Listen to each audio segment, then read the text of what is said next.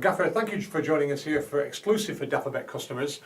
West Brom won a huge game for the team, but you're coming on the back of a great run of results. Yeah, that's for sure. We've turned over some big results, and the last one, of course, being the one that's most talked about against Palace, where, unfortunately fortunately we got 2 goals into the lead. They came back, but then a fine goal to win it and to clinch it. So really pleased with that. And yeah, we go into the next one in good spirits, that's for sure, and with good points total. Because most people don't give us a chance in this division, so we're in good shape at the minute. Top 9 in the Premier League is quite an achievement.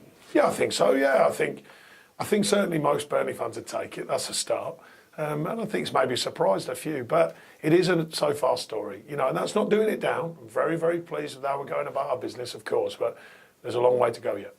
Well, Dafabet wanted to open you up to the fans. Okay. One main sponsor, Dafabet, that is. They've given Clarets fans the opportunity to ask the Gaffer questions via their social media channels at Dafabet UK on Facebook and at Dafabet on Twitter using the hashtag Askthegaffer.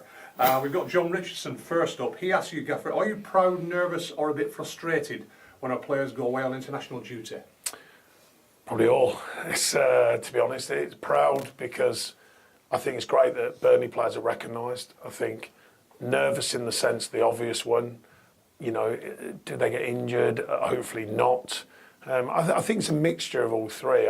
But the main thing is you've got to be honest that when I got here, there weren't so many, going away on international duty, and certainly, not figuring and starting, etc., etc. And now we've got a number. So I think that's great for them. I think it's good for the team and good for the town as part of the recognition that you get for being successful. Tez, proud Clarets Singleton asks, are you disappointed that Michael Keane didn't get his chance for England as he's been in superb form? Do you not think he deserved 45 minutes at least? Yeah, I don't like to question other managers too much because it's their job and responsibility, and obviously Gareth has got his currently, so we're waiting to find out if that's going to go ongoing. But obviously from a Burnley point of view, I was disappointed. I think I'd like to have seen him out there, even if it was for even a short spell, 20 minutes or so, just give him that feel of it, because he's still a young centre-half. I was one, and I speak to him a lot at centre-halves about they mature, not more slowly in the sense they don't know what they're doing, by the way, but just it's one of them positions that I think knowledge is very helpful, and you can only get that from all the experiences. So I think I would like to have seen him to get out there rather than just be with the team and the training side of things, but actually get out on the pitch. But like I said, it's not to question Gareth, it's just to say that from me as Burnley manager, part of Burnley Football Club, then I would like to have seen that. Michael's time will come, I'm sure. I'm sure. Daniel Moorhouse asks, during your time at Burnley, Gaffer, who's been the most rewarding player you've had the pleasure of working with? I think that's a difficult one because I take great pride in working with all of my players, and that's the ones who in the past as well. I've been very fortunate. You could call it fortunate, you could call how we work with people, you can decide for yourselves, but I've taken a lot of pride in many different players who have gone not only for what they've done for us, but they've moved on, some of them. I never really have too much baggage with that. People have mentioned, this player and that player, and ones you missed out on, ones who've gone on and done things, and I go, yeah, absolutely fantastic. But while they're with me, then I want them to do what I think is beneficial to them and to me. And I think most have done that. So I can't really define one. There's been some really good journeys along my sort of own journey here for the last 4 years. I don't think it's fair to pick out one because there's so many. Okay. George or Steve Martin, not sure which of these, asks, do you manage to go for long periods with a settled first choice team, but how do you motivate and inspire the players who have to wait to get their chance? Well, we treat them very well, first and foremost. So we treat them as part of the first team group, whether they're playing or not. So simple things, or they seem simple, but we don't get them players who have not been playing so much in on days off. We make sure they're part of the group. They maybe do extra work, of course, when the other group are not doing as much, but they're always given time off. We explain to them the reasons why, if they ever want them reasons. We try and motivate them with other games, whether it be development games, reserve games, to make sure they are fit and well. And the main outcome, if you like, is to reassure them in the sense that when your time comes, you've got to be ready. So therefore, all that we give you, all of the extra work, it's not to hurt you. It's actually to say when your chance comes, you will be ready to deliver. And I must say, massive respect from them as well, because it's important. That sounds really easy for me to say that to them, but they've got to reciprocate or at least have an understanding of why we work how we do. And I must say that the players here are terrific with that. Okay, Matt O'Donnell asks, what's been your biggest challenge and what do you class as your biggest achievement so far? Biggest achievement, second promotion, because the stats will tell you that's very difficult to do, particularly to go and win it, and 23 games unbeaten. So that's probably the biggest achievement. And what was the other question? Biggest challenge.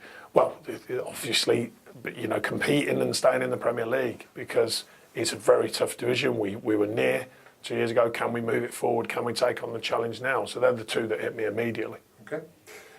George asks, how have you managed to create such a strong bond in the Burnley team? I think the culture and environment set by not just me, by my staff. I think the way the players have grown with that. I think the self-policing, if you like, from the players. Now there's a high regard of how we work, and if someone new comes in, they almost take care of that for me at times. If someone's stepping out of line, they say, "Whoa, that's not how we do our business here." But that did take time to build that. So I've been really pleased with that, and that's probably one of them things that I really look on as being very important. And I can't give an actually defined way that gets put in place, other than some markers, which is good communication, open communication with the players, telling them the truth, telling them that what we do is good for them, and enhancing that by laying out the literal physical plan of what they actually do, their working routine, the way they work, the desire and the demand that's put on from a staff and into them. And I think they run with it, and they've been very good at delivering it and very good at sort of moving it forwards. Not just us, them as well. Mm-hmm. Andy Brown asks, with the development going on at Gawthorpe, who could be the next potential homegrown player? Well, it'll be interesting to see. We've got some who are not quite homegrown, ones we've maybe bought in at an older age and then are doing nicely. But if you're imagining homegrown, or I imagine it, where a kid who's 7, 8, 9, 10 goes through 4 or 5 years of development into the youth system, into the development system, into the first team, then that'll be yet to be seen under my time here. But I think the new facility, I think the fact that everyone's in-house, I think that can only generate that clearer pathway for that to happen. Cool. Barbara Wright asks, would you take Joey Barton back? I think we'd take him back as the first point would be the fact that I always believe in standing by my players, and that's even old players who are not here anymore. There's a number of players I've offered help and support to, whether it's physical support of coming to our environment, whether it's phone calls to managers, etc., etc. That was at Watford as well. It's a big part of how I work as a person. This is not really as a professional person, just as me.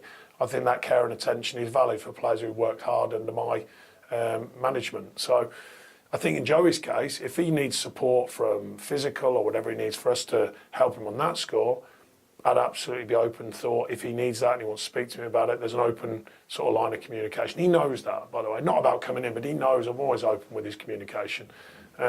Anything beyond that is for another day. That's for in the future. So we'd worry about that then. Okay. And just finally, Robert Lodge asks, what do you put in your omelettes? Of course, yeah, the amazing question. You know what? I will say to Robert that was a massive question at the time. So when I signed Joey, honestly, press, Daz, press were actually following me and texting me and ringing me to find out what I'd made an omelette. I'm pleased to say it was something very simple. I think I remember it was simply ham and spinach. Quite a healthy omelette. That was it. So there you go, ham and spinach omelette. 3 eggs, I believe. Hi, I'm pleased to say that our main sponsor, Dafabet, have given 2 hospitality tickets for the best question. The one for me is to George or Martin, who asked the way that I inspire players who are not necessarily in the team or haven't been in the team for a while. I thought that was a great question. So you will have the chance for these 2 tickets for hospitality for the Man City game on behalf of our main sponsor, Dafabet. Thank you.